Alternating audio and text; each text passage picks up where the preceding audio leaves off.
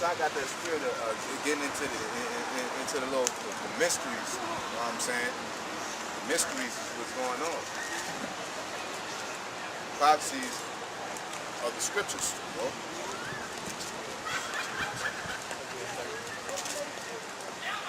Baruch chapter 2 verse 30. For I knew that they would not hear me, because it is a stiff-necked people, but in the land of their captivities they shall remember themselves. Verse 30 in chapter 2 of Baruch.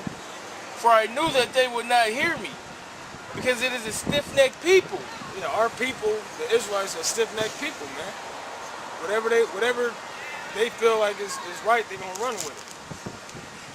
No matter what the scripture says. Scripture says, hate the evil and love the good. You know, but our people, they love the evil and hate the good.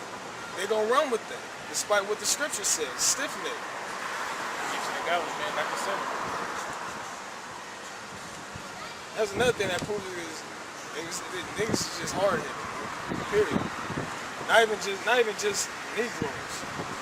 The Latin tribes is hard-headed. And that's why I say you gotta treat these 2/3 like heathens, man.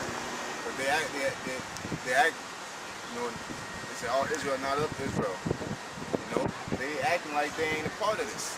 They really not acting. They really believe they're not a part of this. They don't want to be a part of this. Like a stone bone heathen. You know what I'm saying?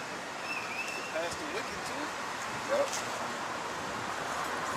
And it goes to show you because they defend them before they defend us.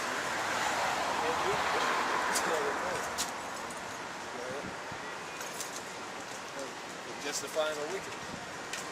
But in the land of their captivities they shall remember themselves. And this is we're in captivity right now. We remember who we are. We know who we are. We know that we Israel. We know that we come from the stock of Israel. We know that these Jew rats, they're not children of the Most High. We know that 2/3 of our people is not going to get it. We know they don't give two damns about the scriptures. The Most High open our eyes up to these scriptures, reality, man. That's showing grace upon us, because we could be out here wilding out still. That's why the scriptures say that grace is a gift, man. It helps you, you know what I'm saying, really be civil. The niggas that go back into the world, that's you don't appreciate what the Most High did for your ass, man. The Most High opened your mind up. At the same time, it's part of His will. And you open your mind up to this truth, and you go back off and be a nigga again. Yeah, that shows that damn, I lost my train of thought. Basically, go ahead and talk. Let's think about something else. About a couple things. What you were saying, though? These niggas is ungrateful, unappreciative of what the Most High does. Oh yeah. It says the latter end of them is worse than, basically, it's worse. It's better if you never knew the truth at all than to know it and turn away, because you got the gift of grace and throw it back. You know what I'm saying? That's even worse. You know. Like I said, if you're in a war, the worst thing you can be is a traitor.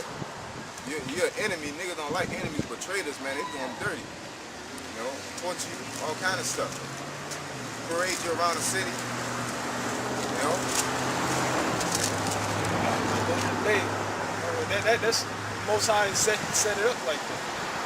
Yeah, I'm opening them up to the truth. On this day, I'm gonna make this thing. I'm gonna make them, I'm gonna make them go off.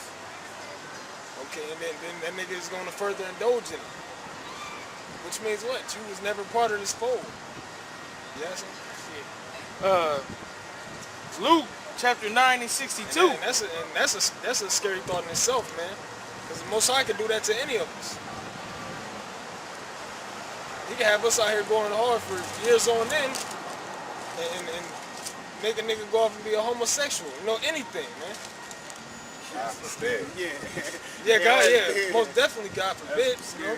That's scary as hell, man, because it can happen to any of us. Carl was telling us about that. Yeah. Well, he said he was going to Yep, I think.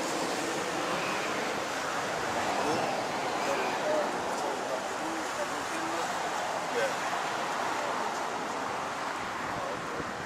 Yeah, but it says that you'll turn away from your own lust. You know what I'm saying? So whatever you really go back to, if you come in this truth and you go back to something, you're gonna go back to where you came from. You know what I'm saying? But you're gonna become even worse. Like it says, that it comes in and that house is not furnished, it brings in more demons. You know what I'm saying? But them demons gonna bring in them demons you can relate to, demons you know about. They're bringing some super demons. You know what I'm saying?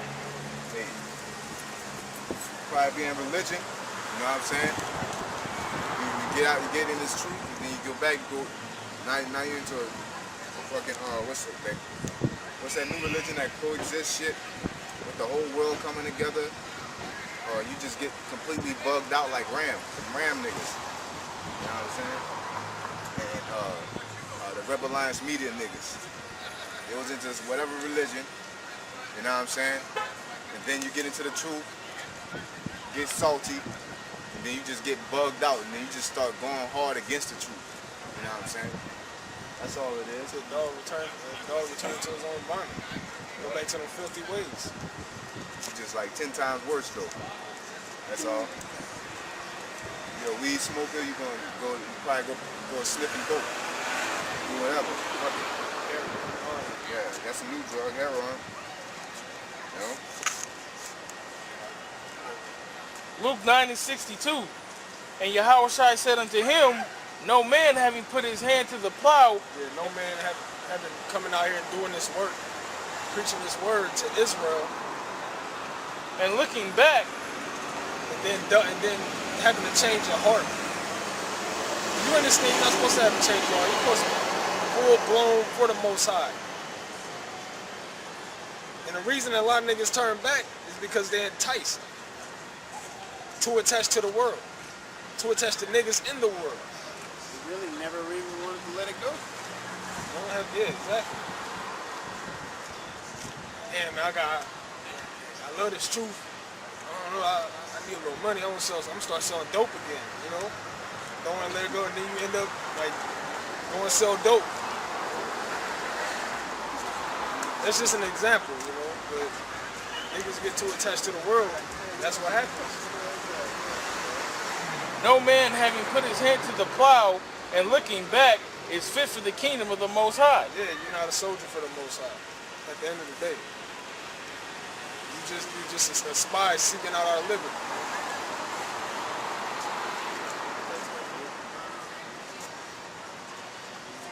I'm trying to remember what I said. That's a thing. There's niggas that come in, you know, proclaiming to be down for the Lord, but they really in it just to see what it's about, and then go right back to what they doing. But yeah, these niggas is about killing white babies. You know, they don't like the white man. They all for having women of other nations and all this. Going back into the world. Baruch 2:31. And they shall know that I am the and shall know that I am the Lord, their power, for I will give them a heart and ears to hear. Yeah, you will give us heart and ears to hear this word and to understand this word, to preach these prophecies and let America know what its future is. And they shall praise me in the land of their captivity. Yeah, and go ahead, I'll let you finish. And think upon my name. Yeah, we're gonna praise the Most High, Yahweh Ba'Shem Yahweh Shai, in this kingdom America, in our captivity.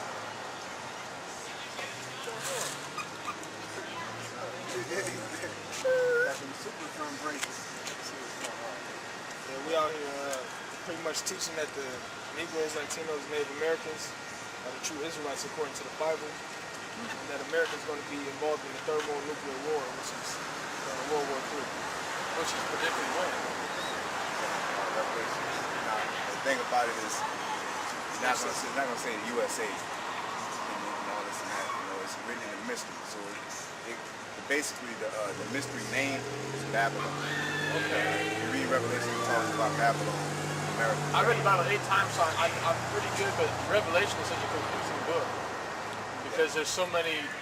I don't know how to say it. It's almost like they're talking in code. Yeah, it tells you it does that. That's why I say it goes into Babylon. How we know America is Babylon? Let's get Psalms. Let's get Psalms. If you read the Bible 8 times, it's a code book. But the answers are in the Bible.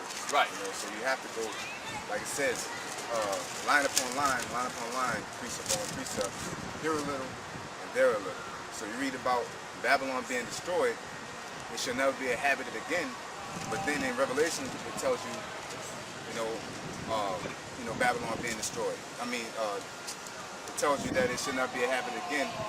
But yet, that Babylon, which is modern day Iran or Iraq, is inhabited. So we can't be talking about that. Okay, yeah, you're right about that. So we got to be talking about another Babylon. So let's find out. Go ahead. Psalms 137:7.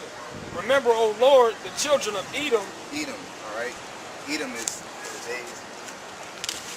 today's so-called white man, all right? All right? Remember the children of Edom, all right? Right here. It's at the table of nations, Edom. All right, go ahead.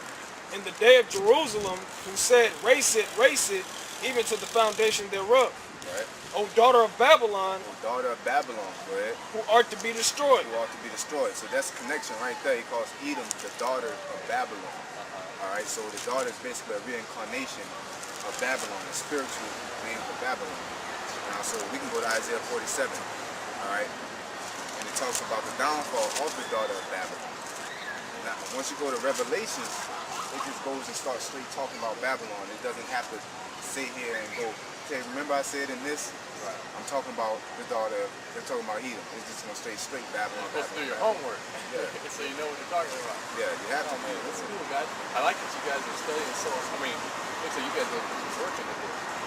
What else you supposed to put in there? Exactly. You can't be BS. It's not a joke. Yeah. If you're an NFL player, you ain't gonna come out there and not go to practice. You're gonna get cracked. No, this is cool. Right? So and then Isaiah 47, you gotta go ahead. Isaiah chapter 47 verse 1. Come down and sit in the dust, O virgin daughter of Babylon. Sit on the ground, there is no throne, O daughter of the Chaldeans. For thou shalt no more be called tender and delicate. Yep, no more called tender and delicate. Why? Because the thing about America's the head daughter of Babylon. Now you got Italy, you got France, you got Rome, you got Greece. All these are basically the Babylon. I mean, not Babylon, but the Edomite nations. All right, but the daughter of Babylon is America. That's like the head honcho. Okay, why I say it's called them tender and delicate? Because America was never invaded by another country. You might say it's the British, but the British was not another country. Right. They was fighting themselves. That was a civil war. Right. All right. You might say, oh, 9/11. 9/11 was inside job, but if you might say it wasn't, they still didn't touch down. All right. But what's going to happen in prophecy is that foreign boots are going to come on this land. All right. And that probably lines up with the prophecy. Yep. And guess who's going to do it? Iran. Russia. All right. Because Iran sat there and said, if what's the statement they made? If you do keep on doing this, then we're gonna basically, they said we're gonna come over there and we're gonna basically have some boots on the ground and we're gonna come over there and light you up. You know, Russia said, I was just reading in Press TV, Russia said there's gonna be we're gonna start a nuclear war with you. At first Russia was like, I don't like what you're doing, America. Right. Now they're saying if you keep messing with Egypt, we're gonna bomb you. Right. Messing with Syria. But they said Egypt too. They're talking about Yemen. You know what I'm saying? They said we're gonna bomb you. So what's this about Jesus with the devil horns? Jesus with the devil horns is a good question. What a book at? It's a good question. Right? Is that Jesus? That's the real question. That's the real question. That's the real question. Because I know Jesus himself didn't deserve no devil horns. Yeah, he don't deserve the devil. Christ don't deserve devil horns. Christ don't get devil horns. Alright? If I ask you who is this? Who is this guy? I mean, the halo on the child's head got to be Jesus. Gotta be Jesus. But you gotta be Jesus. But this is the original paintings. Where does painting come from? You know when it started? When America, Probably the Catholics. when America was started. Right. So, like we said, it says in Revelation that Christ was crucified in a place that's spiritually called Sodom and Egypt. They first came to this image in America. Now, if you go to the Vatican, the Roman Catholics who painted this image and came over here with it, back home, they got an image like this You know, in their churches. and that's interesting because right here Jesus is a black child. Now, I understand the white. No one knows what Jesus really looked like exactly because no one took a picture. But given the place where he came from, he should have been black, right? Yeah, but it did give his image. It did image twice in the Bible, in Daniel's and in Revelations. If I say your skin is like grass as if burnt in a furnace, grass is what coin is close to grass? Hey, yeah, dark. Yeah. So you don't get that. Right. This is the American version of the image of Jesus. Yeah, that's what. That would mean there should be no pale colored people over in the Middle East, period. Right. It's Oh, really, man. But that's real important. This image right here, they knew what they were doing. Right. Because if you say this is Christ, then you're gonna say the Israelites look like that. Well, because at that time, and I don't mean to sound, this isn't a racist statement whatsoever, but at that time, the Americans would have looked more favorably to a picture of a white man. Yeah, because who was running it? Right. Who they had as slaves? If you show the image of Christ and he's dark skinned, the slave would say, I'm not supposed to be a slave. Exactly. You know, I'm an Israelite. So yeah, okay. So this is just an American image that gets the devil horn because it's not accurate, Yeah. and there's no room for inaccuracy in. In the Bible. Right. The Bible does what it says in John. Those that worship God must worship Him in sincerity and in truth. Exactly. That's not true, so you can't worship that. Right. You know? And no one that worships an image itself, except what the Catholics do. Yeah, we don't worship the image. It's just the facts. We don't sit here and pray before this image. None of that. We just saying this is what he looked like. Right. This is the angel. You know, I believe it's Gabriel. I don't know which one. Michael. So he got an afro, curly hair. All right, dark skin, obviously. Yeah. You know? So nowadays That's you accurate. you see angels. They white. You know, just butt naked. You know, so. Right. That's the image that they're pushing. Why? Because it appeals to the public. Nah, to deceive. To deceive. They made it appeal to the public. They can do that. They want to deceive you to say, okay, we're going to put some fake Jews in that land. Because them Jews in the land, they're white. Right. Real Jews are not white. Right. They're dark skinned. Right. They came from Africa, Egypt. They came from Middle East. Middle East. Between around the The area. only whites down there is Southern Africa, which is from Britain anyway. They're not even native. Now, at the end of the day, where you're located doesn't determine your color. Right. You know what I'm saying? The sun has nothing to do with it. Right. You know, when people say, white people, blacks turn black because of the sun in Africa and all that. You know, when you have Alaskans, Native Americans in Alaska, where the sun barely shows and they're dark as meat. Yeah. They should eventually start turning white. Right. You know, so basically, where you are don't matter, but your color does give you a good idea what nationality you are. So that's why we got the horns on Christ, the fake Christ. Yes. Fake Christ. Now that he's fake, who is this guy? This guy. So when people be praying to this image, without the horns or whatever, they're actually praying to this guy, which is Caesar Borgia. Alright, if you ever had HBO watch the movie Borgia, Showtime, the Borgias, they set up, the Pope set up his son, by Caesar Borgia. Oh, that's cool. Yeah, and he posed for the image. Alright? Basically, when he posed for the image, they took this image over into America and said, you know, we about to start a new country, a new world, you know, and said this is the new image of Christ because I want everybody to worship us. Right. So that's what they did. So they got at the end of the day, people are idol worshiping. Right. Exactly. All They're that not Catholicism is almost all based on idol worship. Yeah, it's satanic. You can't pray to Mary; she can't hear you. What church you guys go to? We don't deal with church. This Okay. church right here.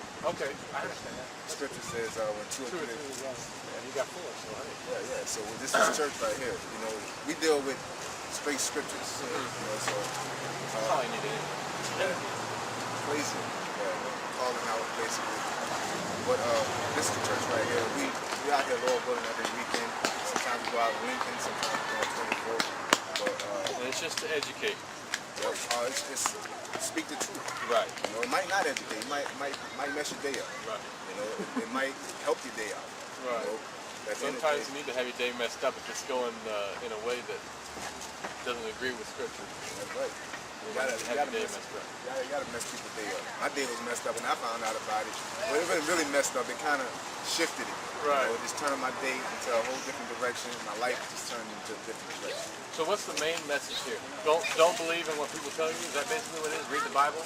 Read the Bible and match it up with reality. Yeah. Because the Bible is reality. Yeah, exactly. Right? Just like we said about the World War III. Let's give me that in Isaiah. Because we're trying to warn the people. Like I said, if America's gonna be blown sky high, isn't it fair to warn people? Right. You know, that's what we're out here doing. You know, that's like I said, it may mess some people's days up, it may not. Some people are like, oh, God, Christ is coming back. Oh, finally. This is when okay, I understand, you know, and it helps, gives them motivation to keep striving. Right. You know, but it made somebody probably going to college like I got this plan now. Wrapped up in their own world. Yeah, America's gonna be destroyed. Oh, no, it's not. I gotta finish college first. Right. You know, you got that war with bloodshed, but it's gonna be fuel and blasting the fire. All right. So what it says in Isaiah, it tells you clearly that World War III is gonna be a thermonuclear war. All right. Yep.